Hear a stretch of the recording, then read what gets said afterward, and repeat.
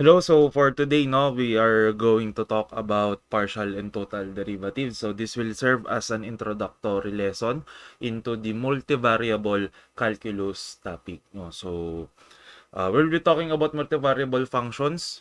So we have here, no. So let's first review what is a derivative. No, we all know that derivative it is defined as the rate of change. This is the keyword, diba? So when we say rate of change, 'di ba? We know that that is derivative. Also another definition of derivative, 'di ba? That's the ratio of the changes in the output and the input. So say for example, ano ba pag sinabi nating ratio? Ratio ng change, so that is dy over dx, 'di ba? That this is also derivative, 'di ba? So for the past lessons, no, throughout the very first lesson up to the last lesson about differentials, we have just been talking about the derivative of functions with single variable. 'Di ba? Pa isa-isa lang yung mga pinag-uusapan natin. Say x, t, y, omega, theta, ganun lang. No? So, paano naman kung halimbawa, yung ating function is, let's say, we have here our function f of x, y. No? Meaning, in our function, dalawa na yung variable na involved. Or say, f of x, y, and z. No? So, kunwari, yan na yung mga variables na involved. So, paano naman natin kinukuha yung derivative ng mga ganitong klaseng functions? So, doon papasok yung ating partial derivatives or partial differentiation. No? So, moreover, no, partial derivatives. So, this is getting the process, this is the process of getting the derivatives of multivariable functions in respect to one variable. We have to take note of this. In respect to one variable and treating other variables present in the same function as constants. No, so yan yung mahalaga natin dapat tandaan. So, ito yung pinakita ko kanina, 'di ba? So, yung ating function f of xy, and we are getting the partial derivative in respect to x. So, this is the symbol for partial derivative, no? Ito, yan yung symbol natin for partial derivative. And this one is another way of writing the derivative of the function or the partial derivative of the function in respect to x, no, naka-subscript. So, 'di ba, dun sa ating other notation for derivatives kapag kinukuha natin from, let's say, f of x, well, ating base function, then kinuha natin derivative, f prime of x yung sinusulat natin. If we're getting the partial derivative, subscript naman yung ginagamit natin. Then, ilalagay natin kung kung anong variable yung kinukuha natin yung partial derivative. Okay, so this is the formal definition. So, using the four-step rule. So, as you can see, no, yung definition natin sa partial derivative na yung other variables are treated as constants, dito yung pumapasok. So as you can see, 'di ba, yung changes, the plus delta x only happens in the variable of x. It does not happen on the variable of y. 'Di ba? So kaya tinitreat natin yung other variables as constants. Just like with this one, no? So dito naman sa baba, in respect partial derivative of z in respect to y naman, so kay y lang tayo nagkaroon ng changes. Plus delta y lang. Si x na iwan na as is. Okay? So, yun lang naman yung ano ng partial derivatives, kinaiba niya, no? So, in getting partial derivatives, same rules of derivatives apply just like with differentials, no? Just take note of the variables that you are taking the partial derivative in respect with. So, for example, 'di ba, yung tatlong famous na or tatlong gamit, yung tatlong gamit na formula for our derivatives, 'di ba? Yung chain rule, yung product rule at saka yung quotient rule, 'di ba? So, yung mga importante at gamit na gamit. So, we have here our chain rule, our product rule, and our quotient rule. Diba? So, if we're getting the derivative,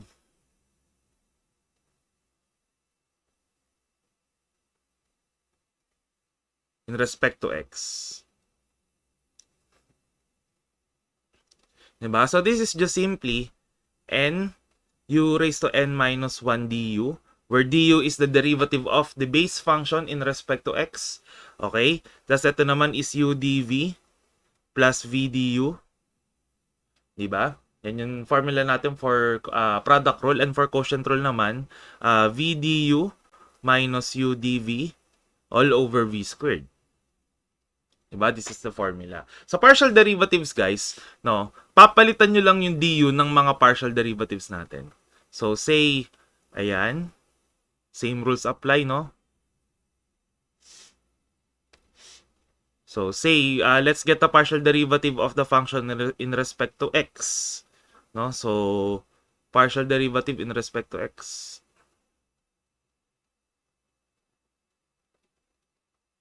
Ayan. So, ang sagot na makukuha na natin dito is the same, no? Maiiba lang yung du part. No? So, just like with this one, this is nu raised to n minus 1, partial derivative of u in respect to x. No? Ganun lang yung gagawin natin. So, ayan. Then we have here, this is u partial, v partial x plus v u partial x. Ganun lang siya. Then dito sa baba naman, vu partial x minus uv partial x all over v squared. So, almost same pa rin, no? Maiiba lang yung pagkuha ng derivative. No? So, kasi nga, since this is partial derivative, so we need to take into consideration kung saang partial derivative tayo kumukuha. Anong variable tayo kumukuha ng partial derivative. Okay, so let's have here our example number 1. No? Sabi dito, find the partial derivative of the function z is equal to x squared y plus 4x plus 3y in respect to x and y. No? So, we have here our base function. Z is equivalent to x squared y plus 4x plus 3y. So, let's get the partial derivative muna in respect to x. Okay, so this is in respect to x. So, we have here z sub x is equivalent to, what's the partial derivative of x squared y? So, sabi nga natin, lahat ng hindi ka-uri or lahat ng hindi ka-variable will be treated as constant. Since we are getting the partial derivative in respect to x, si x lang yung kukunin natin ang derivative. Si y will be treated as constants. Okay? So, we have here the constant. This is y. Okay? Times. So, we have here the partial derivative or the derivative of x squared, that is 2x. Okay? Then plus, the partial derivative of 4x in respect to x is 4, diba? Because the derivative of x is 1. Okay? Then we have here plus, what's the partial derivative of 3y in respect to x? Since wala tayong x present in the term, okay, in the term, meaning this whole term will be treated as constant. And we all know that the derivative of a constant is always 0. So, simplifying, so we have here the partial derivative of z in respect to x is 2xy plus 4. That's the answer. Okay, next, no? Let's get the partial derivative in respect to y naman. Palitan ko lang to. Okay, so we have here z sub y is equivalent to partial derivative of x squared y in respect to y naman. So, since we are already now in the partial derivative of y, si x squared naman ngayon ang magiging constant. Si y naman yung kukunin mo ang derivative. So, we have here x squared times 1. That's the derivative of y in respect to y. Then we have here 4x. The partial derivative of 4x in respect to y is 0. Kasi nga, constant si 4x sa partial derivative ni y. Now, then we have here 3y, so that is plus 3 times 1. So, simplifying, no, z sub y is equivalent to, or the partial derivative of z in respect to y is x squared plus 3. Ayan. Okay? So, ganun lang, no? Ganun lang kumuha ng partial derivative. Next, we have here our function z is equal to x sin y plus y sin x. So, ganun ulit, no? So, sulat lang.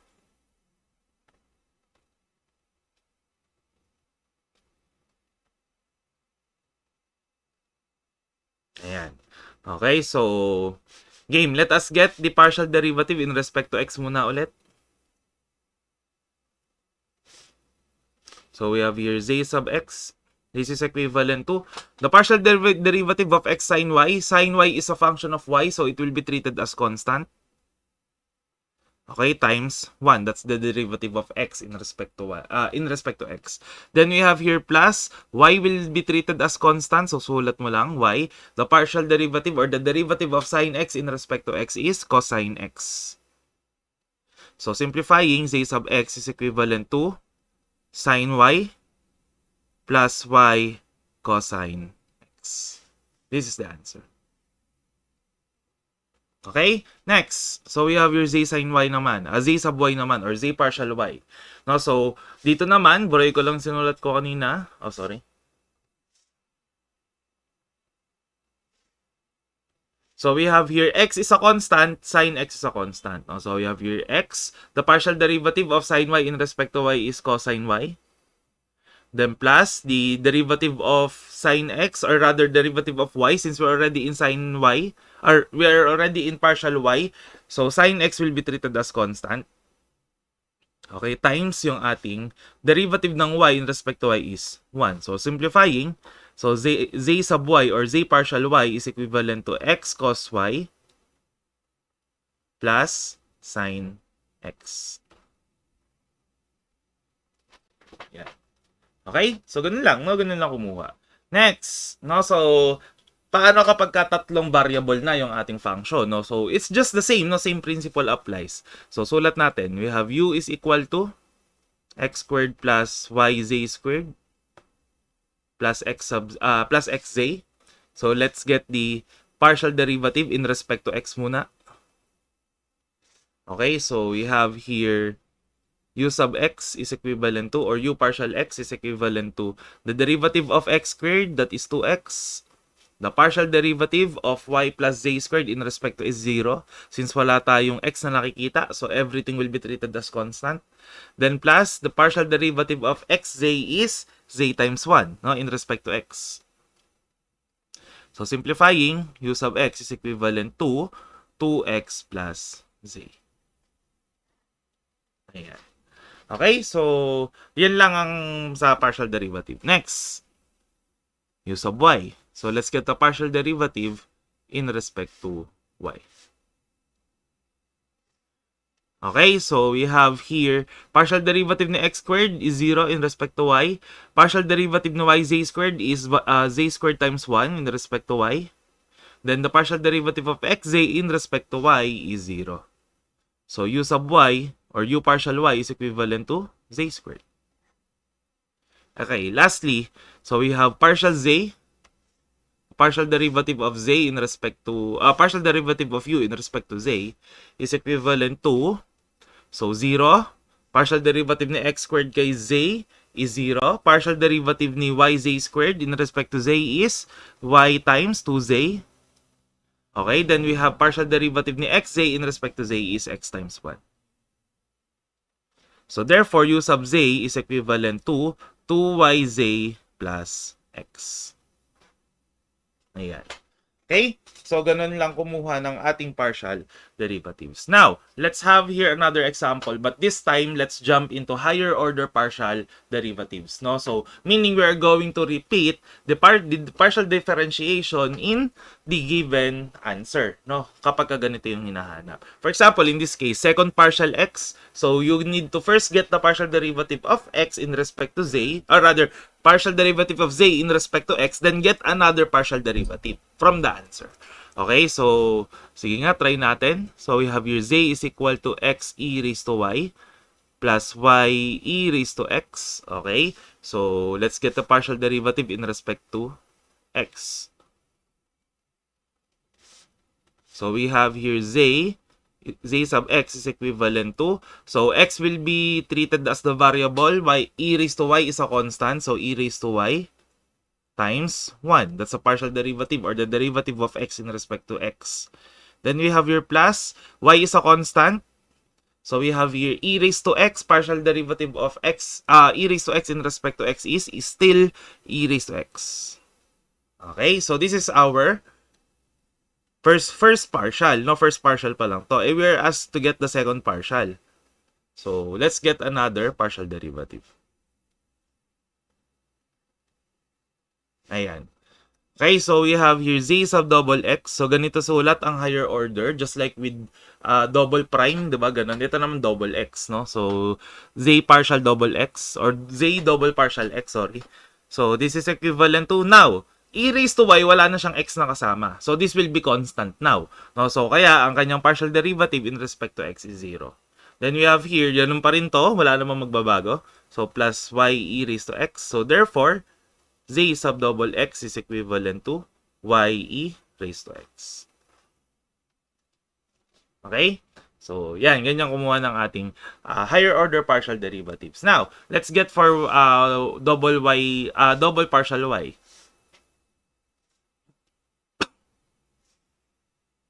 Okay? So we have your z sub y. So we have the partial derivative of x e raised to y. So x is a constant. Partial derivative of e raised to y in y is e raised to y pa rin. Okay, plus. So e raised to x is the constant now. Then we have y. The derivative of y respect to y is 1. Okay, so simplifying, z sub y is equivalent to x e raised to y plus e raised to x. Okay, so let's get the second partial. Ayan. So we have here z sub double y is equivalent to, so the partial derivative of x e raised to y in y is still x e raised to y. Then plus, since e raised to x is not a function of y anymore, it will be treated as constant. So 0 na yung kanyang partial derivative. So we have here, the double partial y of z is equivalent to x e raised to y. Ayan. Okay, so those two are our answers. Okay, let's level up ng konti, no? So, medyo hirapan natin ng konti yung ating example. So, we have your z is equal to ln of square root of x squared plus y squared. No, so, this is in the form, okay? This is in the form of z is equivalent to ln u. Okay, u is where u is, hindi natin dito, u is equivalent to square root ng x squared plus y squared. Okay? So, sir, paano naman po yung process nito? So, sabi ko nga kanina, it's almost the same. Papalitan nyo lang irregular derivatives ng partial derivatives. So, if we can remember, no, if you can remember, the derivative, okay, of ln u, diba this is du over u? Diba? Ito yung regular derivative natin. So, for the partial derivative, kukunin lang natin yung, papalitan natin rather yung du ng u partial x. Okay, ganun lang siya. Kung saan natin kinukuha yung partial derivative. So, we have here, so the partial derivative of ln u in respect to x, this is equivalent to u partial x over u. Ganun lang. Diba? So, we have here already our u. So, we have our u partial x is equivalent to. So, this can be rewritten as x squared plus y squared raised to 1/2. Okay, raised to 1/2. So, let's get the chain rule. No? Using chain rule, we have 1/2 x squared plus y squared. Okay, 1/2 minus 1 is negative 1 over 2. Okay, then, the partial derivative of x squared plus y squared in respect to x is 2x. Okay, kasi 0 yung y squared natin dito. Okay? So, simplifying. So, magka-cancel to. So, we have here x. Since negative yung exponent ng ating function na to, ito yung ating function. Diba? Negative yung exponent niya. So, pwede nating i-bring down para maging positive. Then, from fractional, ibabalik na natin sa radical. So, we have, this will be x over square root of x squared plus y squared. Okay? This is u partial x. Okay, so let's plug it in our formula. No? So we have here, let's get the partial derivative in respect to x. Okay, so we have here z sub x is equivalent to, this is x over square root ni x squared plus y squared. Okay, all over square root ni x squared plus y squared. So, sir, magka-cancel po ba itong dalawa? So, you need to take note of which is the main operator. Ano ba yung main division natin dito? Is it this fraction bar or is it this fraction bar? So, obviously, di ba, ito nga yung ating form. Di ba? Ito yung ating sinusundan na form. So, meaning, ito yung ating numerator buo, ito yung denominator natin. So, hindi magka-cancel to. Bakit? Kasi this function can be rewritten as, okay, this can be rewritten as x over square root ng x squared plus y squared multiplied to, we are changing the division into multiplication, then get the reciprocal of the denominator. 1 over square root ng x squared plus y squared. Okay? So, pag minultiply natin, so x times 1 is x. Lagay natin. So, x times 1 is x. Okay? Over square root of x squared plus y squared times square root of x squared plus y squared is x squared plus y squared na lang. Bakit? Saan nanggaling yon? So, review natin konti yung inyong algebra. So, we have square root of a times square root of a. Diba this will be equivalent to square root of a squared? Diba? You're going to add you're going to add the exponent of the bases while retaining the radical. Diba? Our radical is square root. Our exponent is now squared. So, square root ng squared will just cancel each other out. Ang may iwan is a. Kaya, ang may iwan dito is, yung x squared plus y squared na lang. Okay, so this is our z partial x. But hindi pa tayo tapos. Ang hinahanap is, double partial x. So, we still need to get again our partial derivative in respect to x. Okay, so this is u. By the way, the formula that we're going to use is quotient rule. No, since meron tayo x function sa taas and x function din yung nasa baba, then we are getting the partial derivative in respect to x, so quotient rule. So our u is equal to x, our v is equal to x squared plus y squared. So u partial x is 1, v partial x is of course 2x. Diba? That's v partial x. So we have here, diba tinuro ko na kanina yung derivation ng, rather the formula for partial derivative ng quotient rule. Diba? Dito yon. Sabi, taas natin. Ito. No? So, ito yung gagamitin natin. Diba? So, vu partial x minus uv partial x all over v squared. So, sana. Ayan. So, we have here v, that is x squared plus y squared. O, sige, sulat natin para hindi kayo malito. So, we have vu partial x minus uv partial x all over v squared. Ayan. So, substituting, so we have here x squared plus y squared. Okay, times 1, of course. Then minus u, that is x, times 2x, that is v partial x, diba? All over x squared plus y squared quantity squared. That is our v squared. No, so simplifying, so we have your z sub double x is equivalent to x squared plus y squared. Okay? Minus x times 2x is 2x squared all over x squared plus y squared, okay, quantity squared. So, we have your x squared minus 2x squared, so that is negative x squared. So, therefore, our final answer, our z sub double x is equivalent to y squared minus x squared, or negative x squared plus y squared, okay lang yon, all over x squared plus y squared, quantity squared. This is the answer. Okay? So, ganun, no? Ganun kumuha ng ating partial derivative, no? Especially for higher order partial derivatives. Now, let's focus on this one. Ayan. Sige, ayusin natin yung Ayan. Let's focus on this one.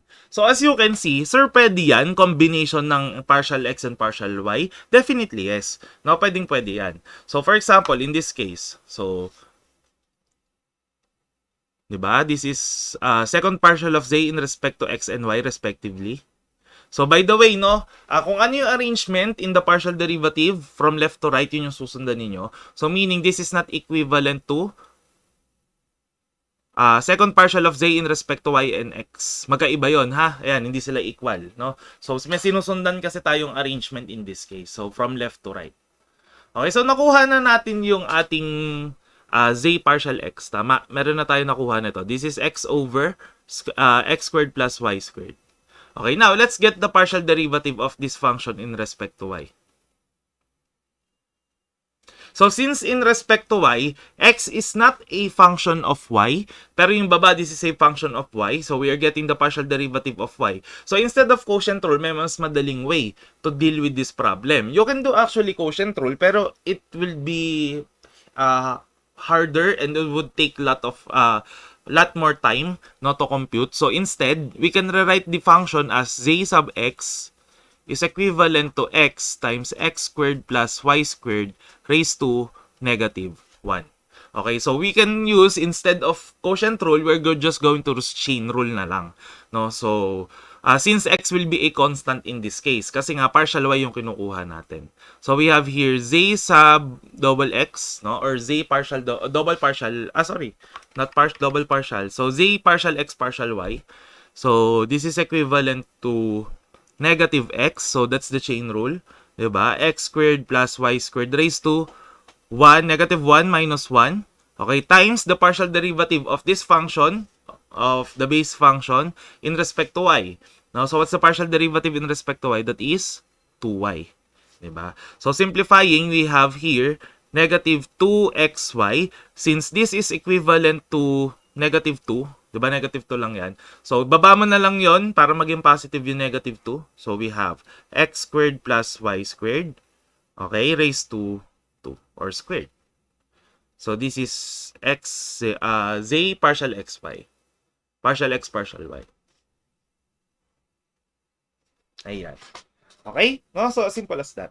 So you do not need to repeat the whole process kung may nakuha ka naman ng partial derivative na pwede mo naman ang gamitin. No? Just like with this case. So next, no? So tapos na tayo kay double partial x, kay partial x partial y, kay double partial y na lang tayo. Okay, so babalik tayo sa original function natin. Z is equivalent to ln ng x squared plus y squared. Okay, so we all know this is u. U is equivalent to square root ng x squared plus y squared. Okay, so this is equivalent to x squared plus y squared quantity raised to 1/2. Para chain rule na lang yung gagamitin natin to get the partial derivative in respect to x. So we have here u partial x is u partial y na pala, sorry. U partial y is equivalent to 1/2 times x squared plus y squared. Okay, 1/2 minus 1 is negative 1/2. Okay, times, what's the partial derivative of this in respect to y? That is 2y na. Diba? Just like with this one. Ito. Diba? So, okay, game, no? So, we already have our u partial y and u. So, let's get the partial derivative. So, z sub y or z partial y is equivalent to, so, by the way, di ko pala nare-write, no? So, this is cancel. So, this is equivalent to y over square root ng x squared plus y squared. Okay, so baba natin to. Ayan. Okay. So, z partial y, that is u partial y over u. So, substituting, we have y over square root ni x squared plus y squared. So, we can go directly, no, with the multiplication, just get the reciprocal. Diba? This is equivalent to u partial y times u raised to negative 1. Diba? Equivalent lang sila dyan. So, we can do that, no? So, we have 1 over square root ni x squared plus y squared. Okay, so again, simplifying, so z partial y is equivalent to y over square root ni x squared, not square root, but just simply x squared plus y squared. Kasi magka-cancel nga yung square root natin dito. Okay, so this is our z partial y. Di ba tayo tapos? Kasi meron pa tayong double partial y. So we have z partial y over x squared plus y squared. So let's get z partial double partial y. Okay? So again, ano gagamitin natin dito? Chain rule pa rin ba? Of course hindi na. Quotient rule na ulit tayo. Bakit? Numerator is a y function, denominator has a y, no? Means it's also a y function. So getting the partial derivative in respect to y, we need to use product rule. No, so again, the product rule is v u partial y, since we're already getting the partial derivative in respect to y, minus u v partial y all over v squared. Diba? Ito na yung ating partial derivative in respect to y. So we have here z double partial y is equivalent to u is equivalent to y. U partial y is equivalent to 1. Okay, v is equal to x squared plus y squared. Then, v partial y is 2y. So we have here v, that is x squared plus y squared times 1 minus u, that is y times 2y, all over x squared plus y squared raised to 2 or 1 squared. No, so simplifying, we have here z double partial y is equivalent to x squared plus y squared.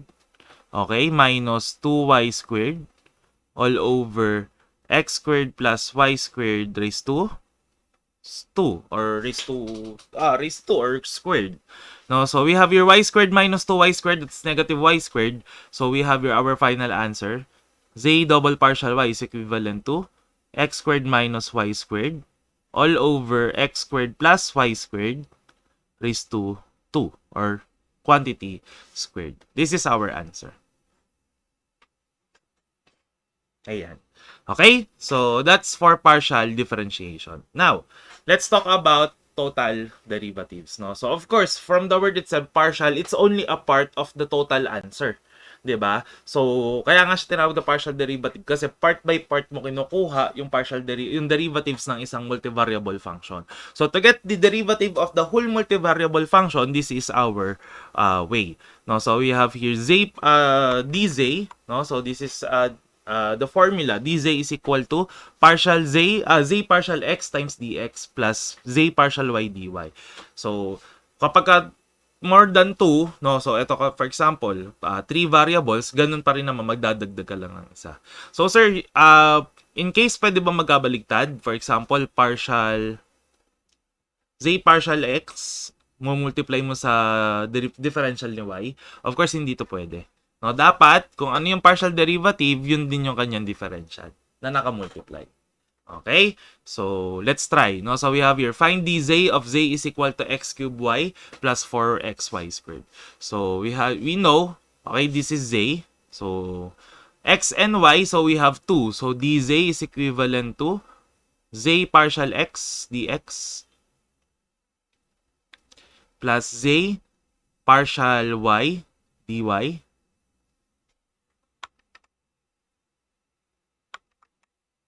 Ayan. Okay, so let's get partial derivative in respect to x. So we have here 3x squared y. Okay, that's the partial derivative of x cubed y in respect to x. Okay, then we have plus 4y squared. It's a partial derivative, okay, of z in respect to x. Then let's get the partial derivative of z in respect to y. So we have here x cubed na lang, so times 1, 'di ba? Kasi partial derivative of y in respect to y is 1 plus, so we have here 4x 4x, then derivative of y squared is 2y.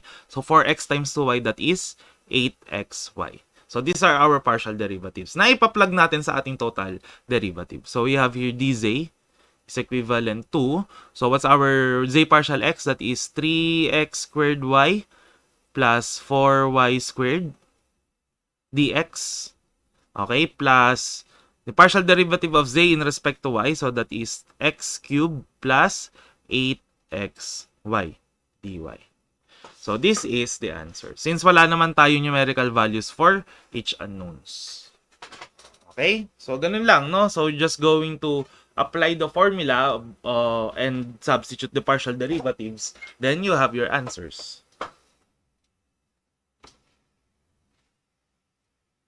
Okay, so let's have here some worded problems involving derivatives, no? So, total derivatives. Okay, so we have here a right circular cylinder has a base radius of 4 cm and height of 12 cm.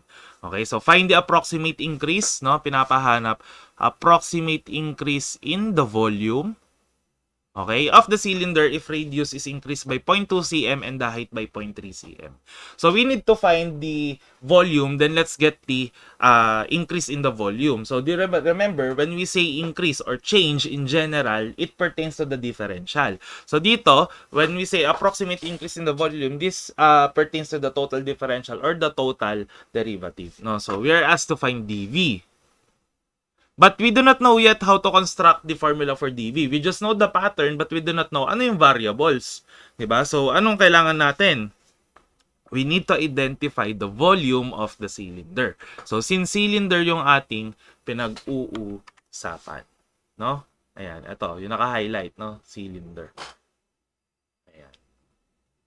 Since cylinder yung ating pinag-uusapan. Now, so what's the formula for the cylinder? Let's first review, no? Ano ba shape ng cylinder? 'Di ba yung mga lata ng canned goods natin? 'Di ba yung mga lata ng canned goods no?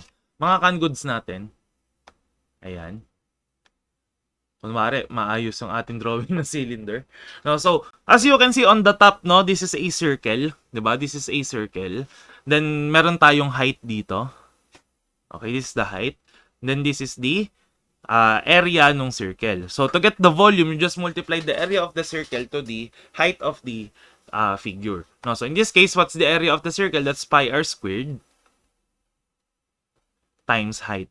Diba? That's the volume for the cylinder. So, we have two unknowns, r and h. So, therefore, we are going to get the partial derivative of v in respect to r multiplied to the change in r plus the partial derivative of v in respect to h dh. Okay? So, yan yung ating working formula. So, we just need to know what's the partial derivative of v in respect to r and the partial derivative of v in respect to h. So, we have here the partial derivative of v in respect to r. So, vh, or rather pi h times, that's our constants. So, the derivative of r squared in respect to r is 2r. So, rewriting, we have 2 pi rh. No? So, yan yung ating v partial r. How about v partial h? Ayan, v partial h. So, we have here pi r squared. That's our constant. So, the derivative of h in respect to h is 1. So, therefore, we have pi r squared. Okay? That's the partial derivative of v in respect to h. So, substituting, so we have your dv is equivalent to 2 pi rh dr plus pi r squared dh.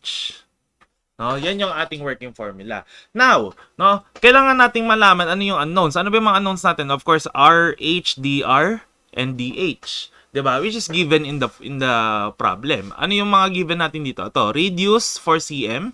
So we can write it r is equal to 4. Then we have height is 12 cm. So h is equal to 12. Then we have here the approximate increase in the volume, no? That's dV. Then ito, meron dito, no? Radius is increased by 0.2 cm. We all know that dr is the differential in r, meaning there is a change in the radius. So, increase, there is a change, so therefore dr is 0.2. And our dh is, ito, yung nasa dulo. dh is 0.3. Okay, so, let's substitute. So, we have your dV is equivalent to 2 pi times 4 times 12 times 0.2. Okay, plus pi times 4 squared times dh, that's 0.3. Okay, so let's bring out our calculator.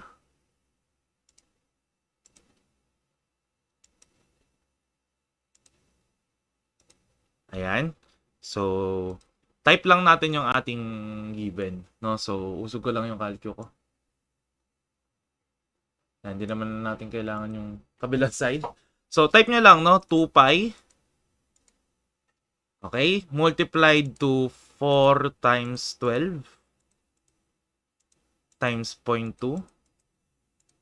Okay? Plus pi times 4 squared times 0.3.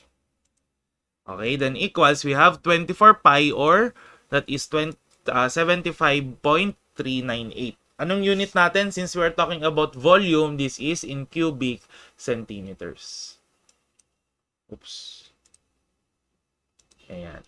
So, we have here dV is equivalent to 24 pi cubic centimeters. Or, approximately equivalent to, what's the formula again? What's the answer again in decimal? 75.398.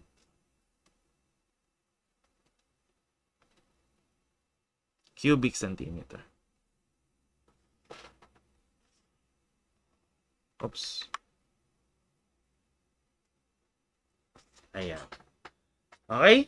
So, di ba madali lang? Basta alam mo yung kailangan mong kunin, no? Alam mo yung formulas, kaya you need to have solid foundation on algebra, trigo, geom, solid mensuration, no? Lahat ng basic math, no? So, yan. Then next, no, we have here the dimension of a box are measured to be 4, 6, and 10 feet. If there is an error, no, we're going to take note with this, error of 0.8 feet in each measurement, find the percentage error in the computed volume. So, this is quite different, no? So, when you say percentage error, diba, we are going to, what's the formula? Diba, in your physics, diba, that is the change, uh, sige, yung using the formula for physics, diba, that is computed value.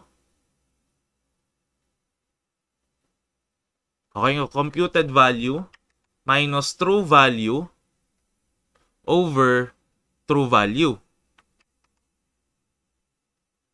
Diba? In physics, ito yung formula natin, or sa chemistry, sa laboratories.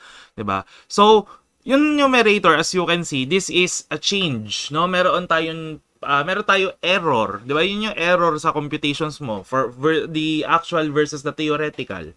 Diba? So, this is the error over the true value, no? Over the true value, which in this case the true value is the actual volume, no? The actual volume of the box. Okay, that's the denominator. The numerator, yung error, yun yung error in the computed volume. Okay? Which is the change in the volume. No, dV. So we have here the formula for the percent error is dV over V. Okay? So, game, no? So, let's first compute for V. Pinakabadali yung V. V is equal to 4 times 6 times 10. So, that is 4 times 6 is 24 times 10 is 240 cubic feet. Ayan. Okay, so we already have our V. Let's now just compute for dV. So, for dV, no, so what's the formula for the volume? Again, the volume, ginamit na natin dito. So, that's length times width times height. Diba? Length times width times height. So, we have three variables, meaning we have three partial derivatives. No? So, we have here V partial L, dL, plus V partial W, dW, plus V partial H, dH. No? Yan yung ating formula, no, for the total derivative or the error in the volume. Okay? So, you just need to know what are the partial derivatives, no? So, partial derivative of V in respect to L is just WH. V partial W is just LH and V partial H is just LW. No? So, yan yung tatlo natin. So, substituting, dV is equivalent to WHDL plus LHDW plus LWDH. No, so yun yung ating mga formulas. Now, we already have our length, width, and height. So, hindi naman sinabi dito kung ano. So, hindi naman matter ano piliin nyo, but I'll assign it simply. This is length, this is width, this is height. Ayan. So, length is 4, width is 6, height is 10. Okay, so ano yung DL, DW, and DH? As you can see, if there is an error of 0.8 feet in each measurement, di ba sabi nga natin, yung dV is the error in the computed volume. So, meaning, these 0.08 are the errors in each dimensions. No? So, hindi lang sa isa, kundi sa tatlo. So, meaning, DL, DW, and DH are all equal to 0.8. O 0.08 rather. No? So, we have your dV substituting is equivalent to 0.08. Okay, multiplied to. So, let's just substitute. No, factor out ko lang yung 0.08 kasi para parehas lang naman. No, so we have here 6 times 10 plus 4 times 10 plus 6 times 4. Okay? Ayan. So, dV is equivalent to what? So, let's again bring out our calculator.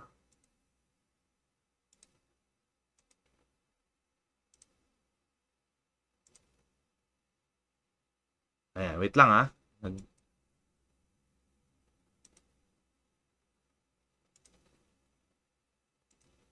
Okay, so 0.08 times 6 times 10. Or you can simply assign ABC, di ba? Reset lang natin para talagang walang laman yung ano, yung variables natin. So we have 0.08 multiplied to AB, or yeah, AB, which is A is anyway, it does not matter. Plus BC plus AC. Ayan. So, calc, anong gagawin natin kay A? Just 4, B is 6, C is 10. So, therefore, we have 248 over 25, or simply 9.92. No, so, we have here, dV is equivalent to 9.92 cubic feet. This is the error. No, so this is not the final answer kasi we need to compute for the percentage error. So, we have here the percentage error. This is equivalent to dV over V, just like stipulated in the formula above. So that is 9.92 over 240. So therefore, we have our percentage error. Sorry, natatakpan. Hindi ko pala nausog. Ayan. So, we have here 9.92 over 240.